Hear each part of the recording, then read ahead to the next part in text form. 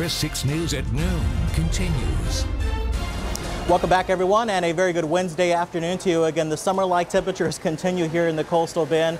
In fact, for the next 7 days, even as we go into the next 2 or 3 weeks, it could still be above average temperatures for us here. But hey, it's nice outdoors. A live look at our North Padre Island Waves Resort camera. We're into the upper 80s with south-southeasterly winds, only checking in at 10 miles per hour. And since we have less rainfall activity across the region for today, of course, the temperatures are a little bit hotter. We're holding on to 90 here in Corpus Christi, 92 from Alice over to Kingsville, 91 in Falfurrias, with Bevo, Ingleside, and Rockport sharing the same temperature, and the middle 80s for I should say, out in the water, out of the Packery Channel. Weather story, of course, as I mentioned, less rainfall activity. We have some drier air into the upper levels of the atmosphere right now, so less rain today and also into tomorrow as well. And of course, that second one, I know not a whole lot of people want to hear that, but highs will remain above seasonal average. But there is going to be more tropical rainfall on the way as we get into Friday and on into the weekend, as another little pocket of tropical moisture near the Yucatan starts to get closer to the South Texas region.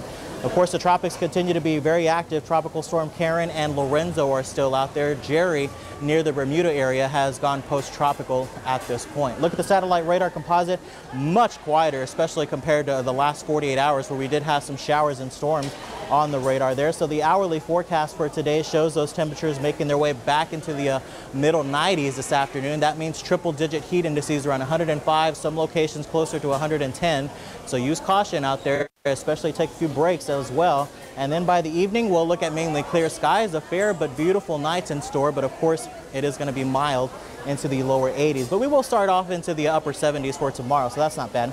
94 for this afternoon, 97 off in Alice, upper 80s to lower 90s right near the coastline. And as we look at the wind forecast, wind's not all too bad for today, but we still have an east-southeasterly component today and on into tomorrow as well. That means coastal flood advisories are still in effect for the Gulf-facing beaches, especially here in Nueces County. So boaters and mariners do use caution. There's going to be a moderate rip current risk out there as well.